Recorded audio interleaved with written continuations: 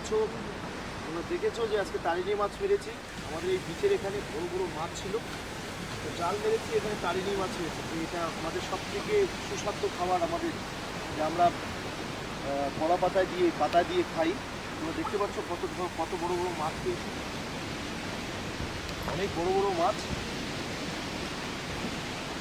আশা করব সবার ভালো লেগেছে। যদি ভালো লাগে প্লিজ কমেন্ট করবেন, আর একটা লাইক দিয়ে জানাবেন। এরকম ভালো ভালো আরও কন্টেন্ট আপনাদের কাছে তুলে ধরবো।